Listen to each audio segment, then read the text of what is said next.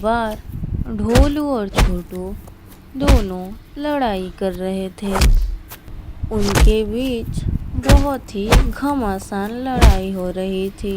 लड़ते लड़ते दोनों बब्बन की दुकान पहुंच गए। फिर ढोलू छोटू को एक जोरदार मुक्का मारता है। मुक्का खाकर छोटू बब्बन के दुकान के ऊपर गिर जाता है। गिरते ही उसका दुकान टूट जाता है और मिठाइयाँ भी जमीन पर गिरकर बर्बाद हो जाती है।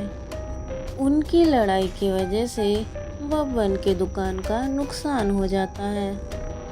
ये सब देखकर बब्बन कहता है, अरे अरे, ये तुम दोनों ने क्या कर दिया? तुम दोनों ने तो मेरा दुकान ही तोड़ दिया। अब मैं मिठाइयाँ कैसे बेचूंगा?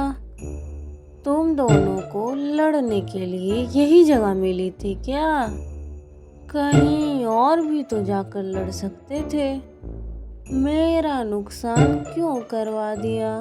तो ढोलू कहता है, इसने किया इसने। फिर छोटू कहता है, नहीं नहीं, इसने किया है, इसकी गलती है।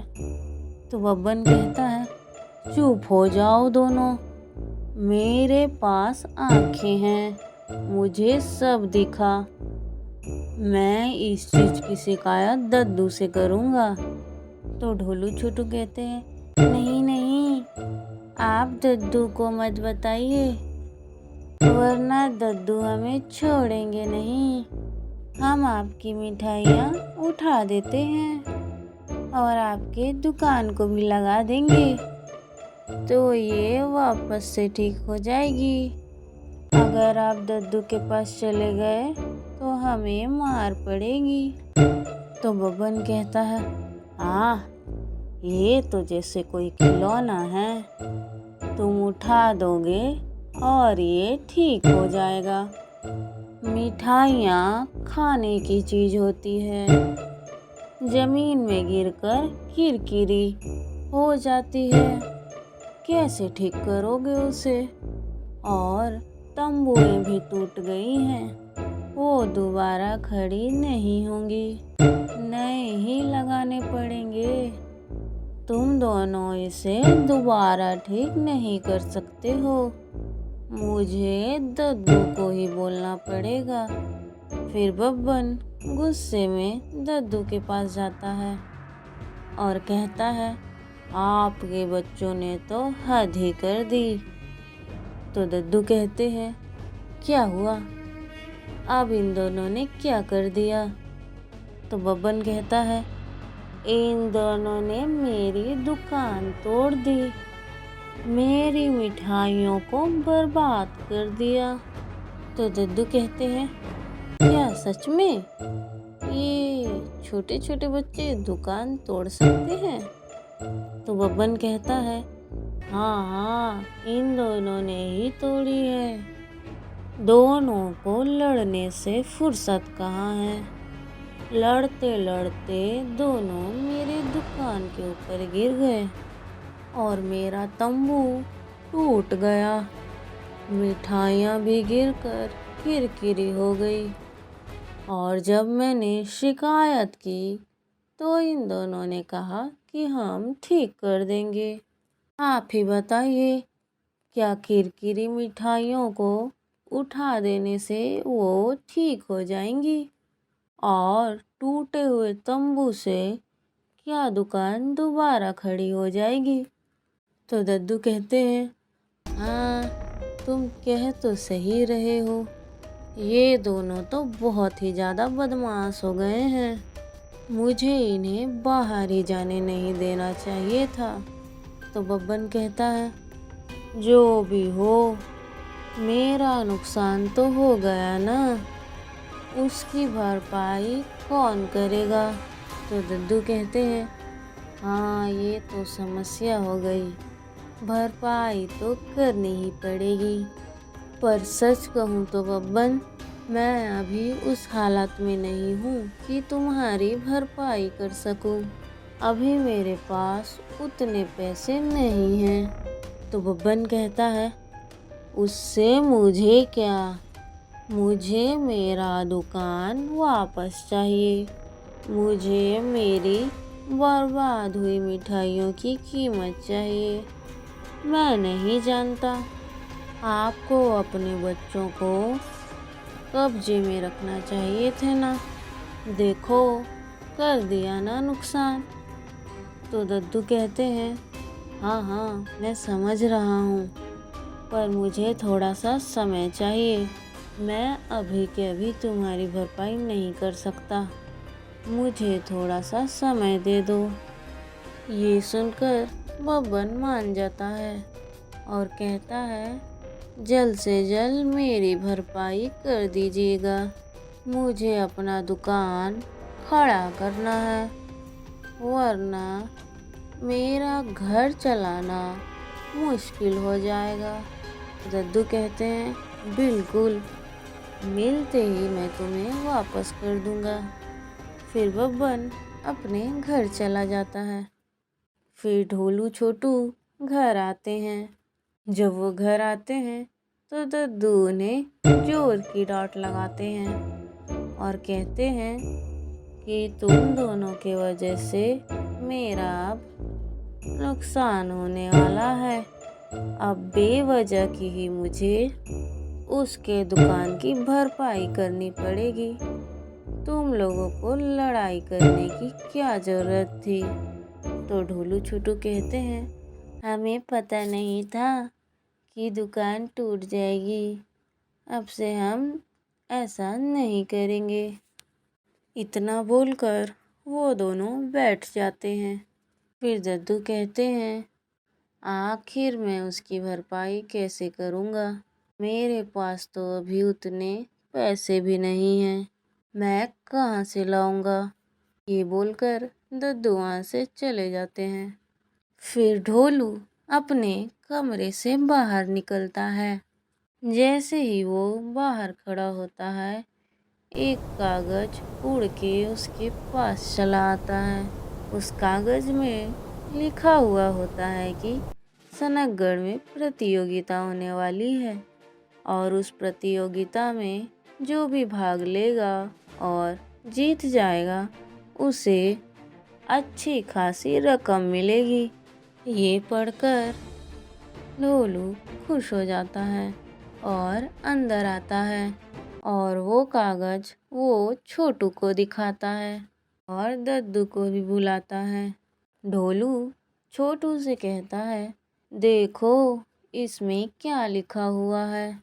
सनकगढ़ में प्रतियोगिता होने वाली है। सर्कस होंगी, खाने बनाने की प्रतियोगिता होगी और भेष बदलने के खेल की भी प्रतियोगिता होगी और जो भी इसमें जीतेगा उन्हें अच्छी खासी रकम मिलेगी। तो छोटू कहता है, अरे वाह, ये तो चमत्कार ही हो गया। इससे तो हमारी मदद हो जाएगी। अगर हम इसमें हिस्सा लेकर जीत गए तो हमें रकम मिलेंगी और उस रकम से हम बब्बन का भरपाई कर देंगे। तो दद्दू भी कहते हैं, हाँ, इससे तो हमारी मदद हो जाएगी। हमें इस प्रतियोगिता में भाग लेना चाहिए, पर हम करेंगे क्या, किस चीज़ में भाग लेंगे।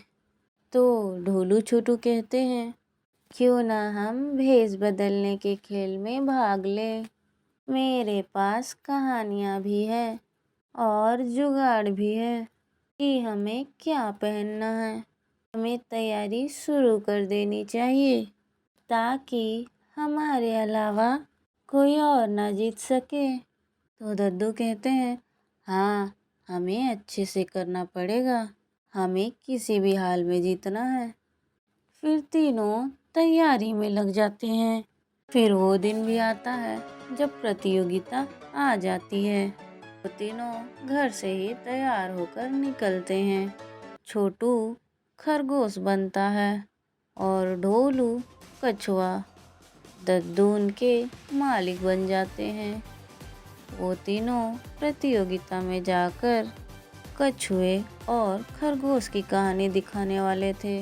वो जैसे ही प्रतियोगिता में पहुंचे तो देखे कि एक तरफ सर्कस चल रहा है, दूसरी तरफ खाने बनाने की प्रतियोगिता चल रही थी और तीसरे ही तरफ भेस बदलने का खेल चल रहा था।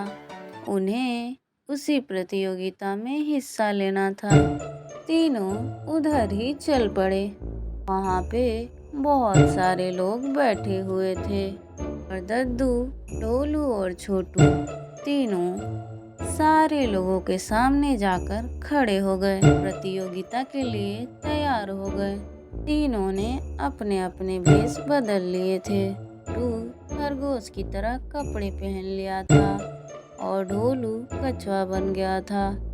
दद्दू तो मूछे और टोपियां लगाकर अपना भेष बदल लिए थे। दद्दू उसमें मालिक बने थे। फिर प्रतियोगिता चालू हुई। प्रतियोगिता चालू होते ही दद्दू ने कहा, तुम दोनों में से जो भी इस रेस को जीतेगा उसे उसकी पसंद का खाना मिलेगा, यही तुम्हारा इनाम है। फिर दद्दू सीटी बजाते हैं। सीटी बजाते ही दोनों दौड़ने लगते हैं।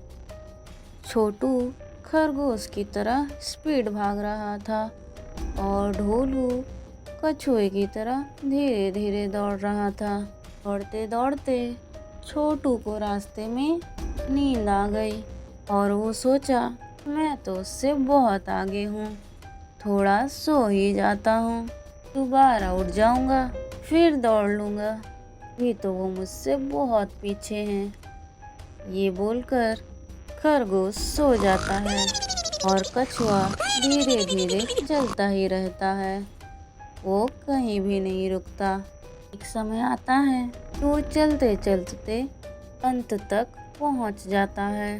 तभी खरगोश की आँख खुलती है, लेकिन जब तक आँख खुलती है वो अंत तक पहुंच चुका रहता है और जीत जाता है। ये देखकर खरगोश वहीं पर रोने लगता है और कहता है, कोई कितना भी फुर्तीला क्यों ना हो, अगर वो रुक जाए तो हार ही जाता है। उससे कमजोर और धीरे चलने वाला भी जीत सकता है। चलते रहना जरूरी है, रुकने वाले अक्सर हार जाते हैं। ये बोलकर तीनों प्रतियोगिता को वहीं समाप्त करते हैं। गांव के लोगों को प्रतियोगिता बहुत पसंद आती है और सब जोरों शोरों से तालियां बजाने लगते हैं। वहाँ पे कोई भी प्रतियोगिता उनसे बेहतर नहीं होती है और अंत में तीनों जीत जाते हैं। तीनों को जीतने के लिए अच्छी खासी रकम मिलती है। फिर तीनों खुशी खुशी घर वापस आते हैं। तीनों घर आकर अपना भेष उतारते हैं और कहते हैं, चलो बब्बन के पास, हमें उसके पैसे लौटाने हैं। फिर तीनों बब्बन से मिलने के लिए निकल जाते हैं। बब्बन के घर पहुंचकर दद्दू बब्बन को पैसे दे देते हैं और कहते हैं, इतने में तो तुम्हारा हो जाएगा ना, कि अभी भी कम है। तो बब्बन कहता है, अरे नहीं नहीं, इतने में मेरा काम हो जाएगा, बल्कि आपने तो ज़्यादा दे दिया, अब मैं आसानी से अपना दुकान खड़ा कर पाऊंगा। फिर दद्दू ढोलू छोटू को डांट लगा कर कहते हैं, सुना ना तुम दोनों ने, तुम दोनों दोबारा ऐसी हरकत नहीं करोगे, तुम दोनों लड़ाई झगड़ा नहीं करोगे, और अगर करोगे भी तो बब्बन के दुकान से दूर होकर, ताकि उसका नुकसान ना हो जाए। तो ढोलू छोटू कहते हैं, हाँ, हम आज के बाद से लड़ाई नहीं करेंगे। इतना बोलकर दद्दू और ढोलू छोटू घर वापस आ जाते हैं।